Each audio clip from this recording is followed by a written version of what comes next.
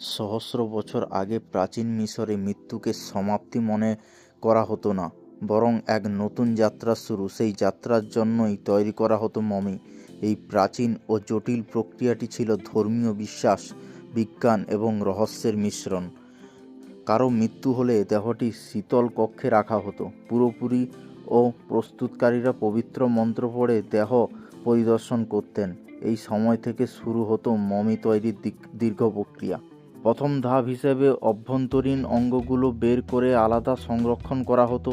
শুধু হৃদয়কে রাখা হতো দেহের মধ্যেই, কারণ তারা বিশ্বাস করত হৃদয়ই আত্মার কেন্দ্র। তারপর দেহটি ঢেকে দেওয়া হতো নাইট্রেট নামক এক বিশেষ প্রাকৃতিক লবণে। 40 দিন ধরে এই লবণ দেহের সমস্ত জলীয় অংশ শোষণ করে দিত।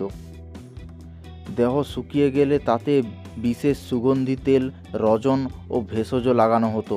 এতে দেহ আরও শক্ত ও সুরক্ষিত থাকত বহু বছর ধরে।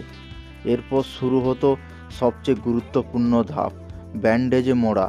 সূক্ষ্ম লিনেন কাপড়ের শত শত স্তর দেহের চারপাশে পেঁচানো হতো। প্রতিটি স্তরের সাথে পাঠ করা হতো পবিত্র মন্ত্র। মমিকে রাখা হতো অলঙ্কৃত কাঠের কফিনে। তারপর মহা সম্মানের সাথে সমাধির ভেতর স্থাপন করা হতো।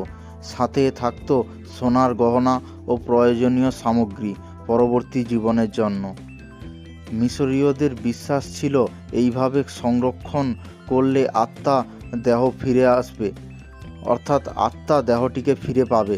আজ হাজার হাজার বছর পরেও মমি আমাদের জানায় এক মহান সভ্যতার গল্প, যারা মৃত্যুকেও দেখেছিল এক অনন্ত যাত্রা হিসেবে।